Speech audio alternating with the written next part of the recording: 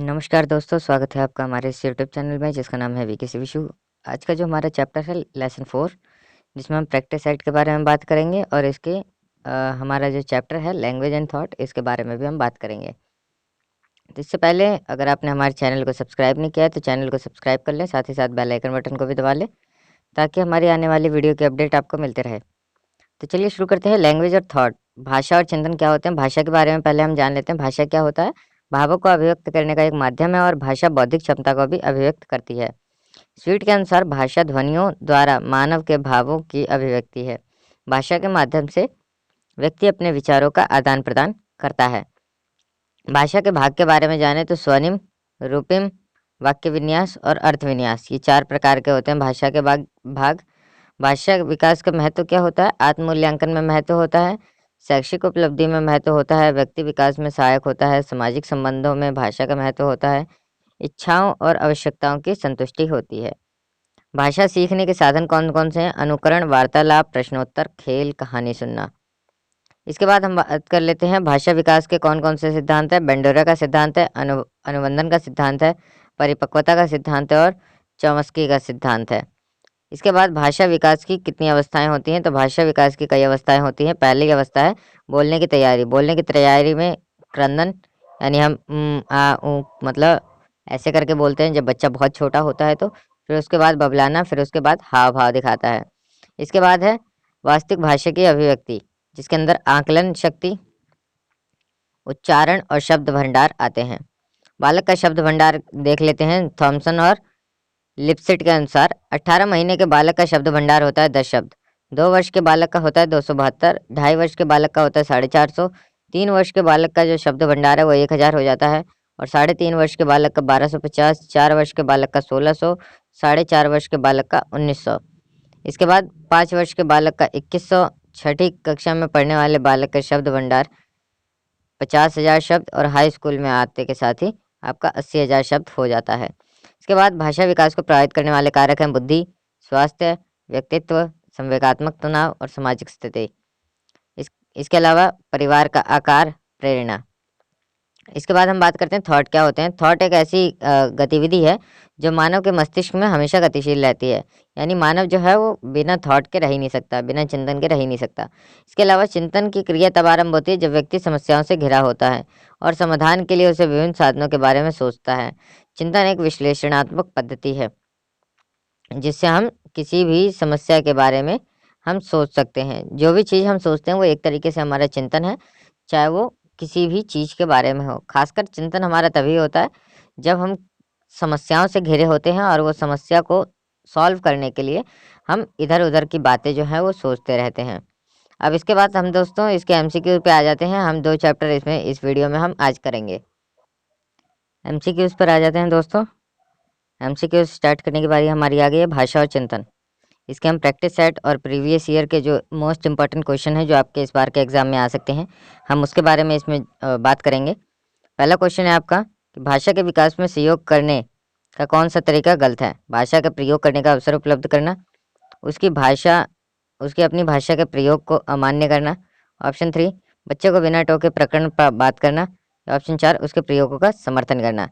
तो दोस्तों भाषा विकास में सहयोग करने का कौन सा तरीका गलत है? अपनी भाषा के उसकी अपनी भाषा के प्रयोग को अमान्य करना। सेकंड ऑप्शन हमारा यहाँ पे सही है। नेक्स्ट क्वेश्चन पे आते हैं। निम्न में से कौन सा भाषा सीखने का एक साधन है? अनुकरण करना, कहानी सुनना, प्रश्नोत्तर करना या उपरोक्त सभी। तो दोस्तों इन सारी चीज़ों से ही अनुकरण करके, कहानी सुनकर, प्रश्नोत्तर विधि से हम इन तीनों विधि से भाषा सीख सकते हैं। तो यहाँ पे फोर्थ ऑप्शन हमारा सही है, उपरोक्त सभी। नेक्स्ट क्वेश्चन पे आते हैं। नेक्स्ट क्वेश्चन है हमारा वाक्य की सार्थक लघुत्तम इकाई जिसमें एक या अधिक ध्वनियों का प्रयोग हुआ हो, हम उसे क्या कहते हैं? रूपिम, अर्थविन्यास, स्वनिम या वाक्यांश। तो दोस्तों इसका जो सही जवाब है उसे हम कहते हैं रूपिम। जिसमें वाक्य की सार्थक लघुत्तम इकाई जिसमें एक या अधिक ध्वनियों का प्रयोग होता है उसे हम रूपिम कहते हैं। नेक्स्ट क्वेश्चन पे आते हैं। किसी बच्चे की चिंतन में आयु बढ़ने के साथ साथ उसकी प्रधानता कहाँ बढ़ती है? आत्मकेंद्रीकरण की, तर्क की, जीववाद की या सामान्यीकरण की। तो दोस्तों चिंतन में आयु बढ़ने के साथ साथ उसकी तर्क की प्रधानता बढ़ जाती है। हमारा सेकंड ऑप्शन सही है। नेक्स्ट क्वेश्चन पे आते हैं। नेक्स्ट क्वेश्चन है हमारा भारत में अधिकांश कक्षाएं बहुभाषीय होती हैं, इसे शिक्षक द्वारा डैश के रूप में देखा जाना चाहिए। बाधा, परेशानी, संसाधन या समस्या। तो दोस्तों इसको भारत में अधिकांश कक्षाएं जो हैं वो बहुभाषीय है, इसे हम संसाधन के रूप में देख सकते हैं। नेक्स्ट क्वेश्चन है हमारा दोस्तों, एक बच्चा अपनी मातृभाषा सीख रहा है, वह दूसरा बच्चा वही भाषा को द्वितीय भाषा के रूप में सीख रहा है। दोनों निम्न में से कौन सी समान प्रकार की त्रुटि कर सकते हैं? ऑप्शन एक है आपका सरलीकरण, ऑप्शन 2 सामान्यीकरण, ऑप्शन 3 अत्यधिक शुद्धता या ऑप्शन 4 विकासात्मक। तो दोस्तों सरलीकरण, सामान्यीकरण और अत्यधिक शुद्धता ये तीनों जो हैं बच्चा जो है ये ज़्यादा इसमें त्रुटि नहीं कर सकता, विकासात्मक में ये त्रुटि कर सकता है। तो हमारा फोर्थ ऑप्शन यहाँ पे सही है। नेक्स्ट क्वेश्चन पे आते हैं, भाषा में अर्थ की सबसे छोटी इकाई डैश है? वाक्य, स्वनिम, संकेत या रूपिम। तो दोस्तों भाषा में अर्थ की सबसे छोटी इकाई है स्वनिम। नेक्स्ट क्वेश्चन पे आते हैं, थ फ च ध्वनियाँ कौन सी हैं? स्वनिम, शब्द, रूपिम या इनमें से कोई नहीं। तो दोस्तों इसका सही जवाब है स्वनिम जो है थ फ च ध्वनियाँ हैं। नेक्स्ट क्वेश्चन पे आते हैं, निम्न में से कौन सा भाषा सीखने का एक दोष विकास से संबंधित नहीं है?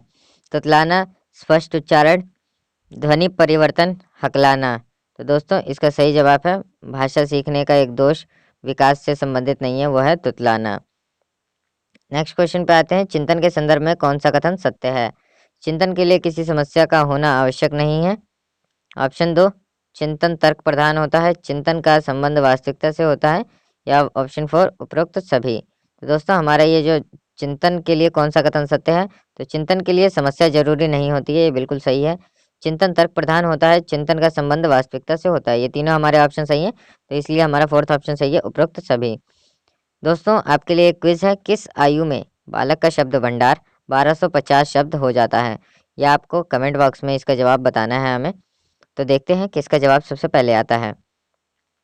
नेक्स्ट क्वेश्चन है दोस्तों, 2.5 वर्ष का बालक का शब्द भंडार कितना होता है? 272, 1000, 450 या उपरोक्त में से कोई नहीं। तो दोस्तों इसका सही जवाब है 2.5 वर्ष के बालक का शब्द भंडार होता है 450। नेक्स्ट क्वेश्चन पे आते हैं, निम्न में से कौन सा समस्या समाधान की वैज्ञानिक पद्धति का पहला चरण है? ऑप्शन 1 प्राकल्पना का परीक्षण करना, ऑप्शन 2 समस्या के प्रति जागरूक, ऑप्शन 3 प्रासंगिक जानकारी के लिए जानकारी को एकत्रित करना, या ऑप्शन 4 इनमें से कोई नहीं। तो दोस्तों समस्या समाधान की जो वैज्ञानिक पद्धति का पहला चरण होता है प्रासंगिक जानकारी को एकत्रित करना कि समस्या कहाँ से शुरू हुई है। नेक्स्ट क्वेश्चन पे आते हैं दोस्तों, बेंडोरा के सामाजिक अधिगम के सिद्धांत के अनुसार कौन सा कथन सत्य है? बच्चों के सीखने के लिए मॉडलिंग का एक मुख्य तरीका है। ऑप्शन 2 अनसुलझा संकट बच्चों को नुकसान पहुंचाता है, ऑप्शन 3 संज्ञानात्मक विकास सामाजिक विकास से स्वतंत्र है, या ऑप्शन 4 खेल को विद्यालय में प्राथमिकता देनी चाहिए। तो दोस्तों इसका जो सही जवाब है वह है हमारा ऑप्शन 3 संज्ञानात्मक विकास सामाजिक विकास से स्वतंत्र है। नेक्स्ट क्वेश्चन पे आते हैं दोस्तों, सृजनात्मक चिंतन क्या होता है? अभिसारी चिंतन, मूल्यांकन, भाषा चिंतन या उच्च अपसारी चिंतन। तो दोस्तों सृजनात्मक चिंतन को हम अभिसारी चिंतन भी कह सकते हैं। नेक्स्ट क्वेश्चन है दोस्तों, ध्वनि संबंधी जागरूकता निम्न में से किस जागरूकता से संबंधित है? सही सही व धारा प्रभाव बोलना, ऑप्शन 2 ध्वनि संरचना पर चिंतन करना, ऑप्शन 3 व्याकरण के नियम में दक्ष होना, या ऑप्शन 4 जानना समझना व लिखना।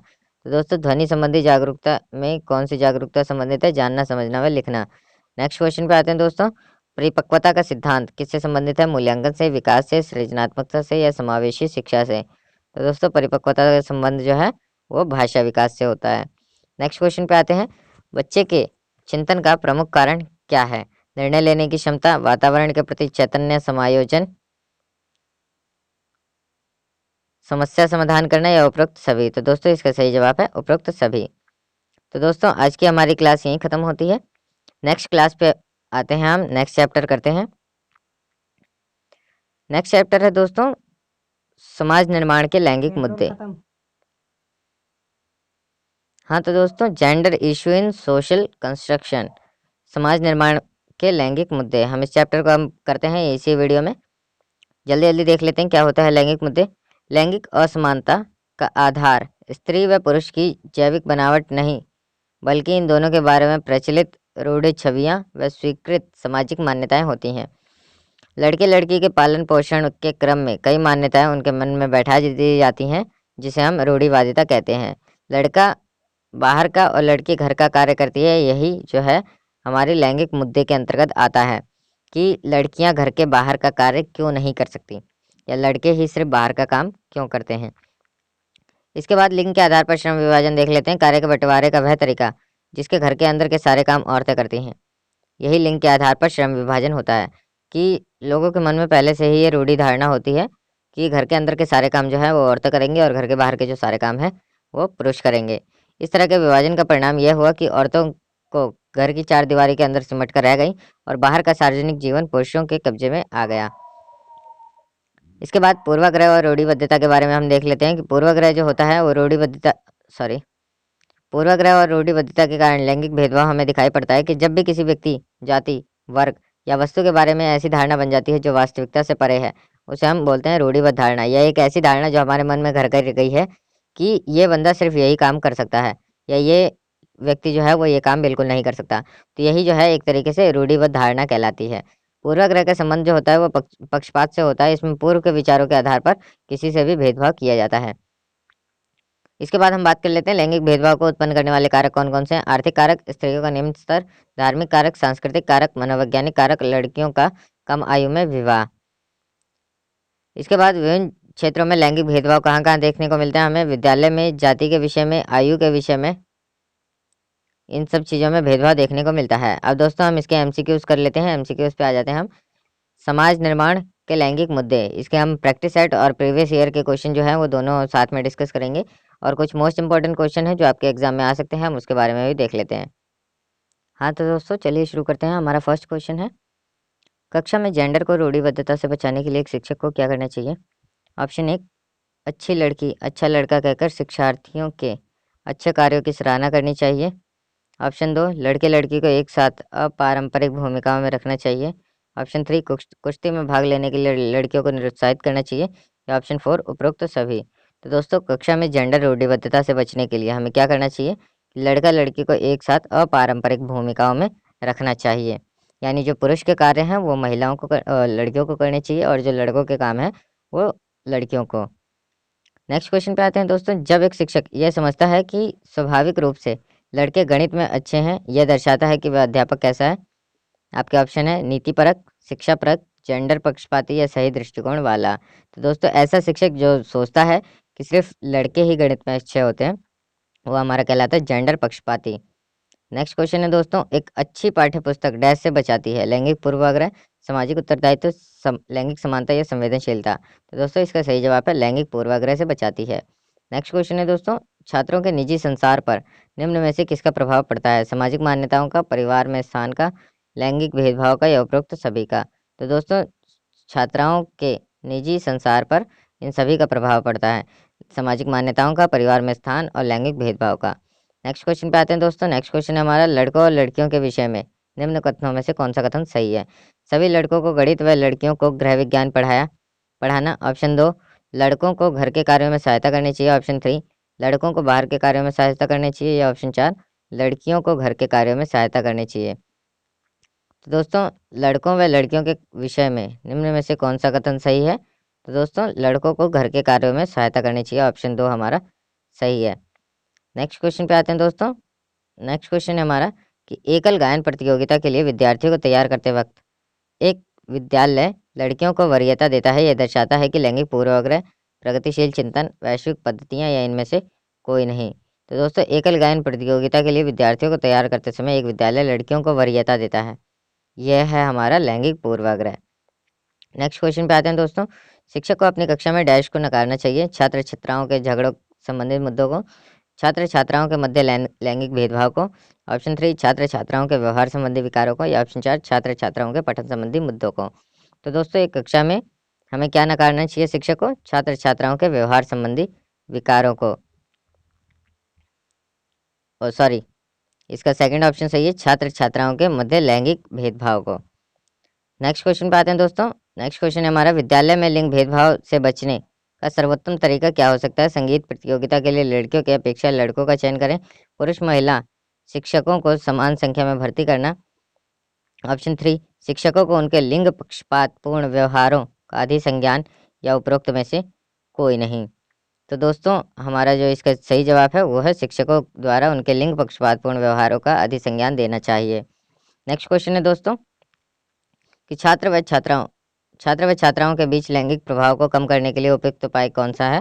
छात्राओं व छात्रों के समान शैक्षिक योग्यता की समानता देना।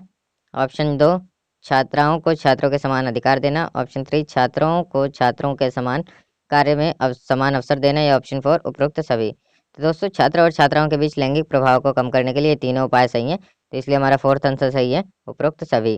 नेक्स्ट क्वेश्चन पे आते हैं दोस्तों। नेक्स्ट क्वेश्चन है हमारा, एक सह शिक्षा कक्षा में लड़कों से शिक्षक कहते हैं कि लड़के बनो और लड़कियों जैसा व्यवहार मत करो। यह टिप्पणी लड़के लड़कियों के साथ व्यवहार का अच्छा उदाहरण है। ऑप्शन 2, लड़के लड़कियों के भेदभाव की रूढ़िबद्ध धारणा प्रकट करती है। या ऑप्शन 3, जातीय भेदभाव का परिचायक है। या ऑप्शन 4, लड़कियों पर लड़कों की महत्ता को उजागर करती है। तो दोस्तों इसका जो सही जवाब है, इसका सही जवाब जो है वो ऑप्शन 2 है कि लड़के और लड़कियों में भेदभाव की रूढ़िबद्ध धारणा को प्रकट करता है। नेक्स्ट क्वेश्चन पे आते हैं दोस्तों। नेक्स्ट क्वेश्चन है हमारा कि पुरुष स्त्रियों की अपेक्षा अधिक बुद्धिमान होते हैं। ये लैंगिक पूर्वाग्रह को प्रदर्शित करता है, सही है।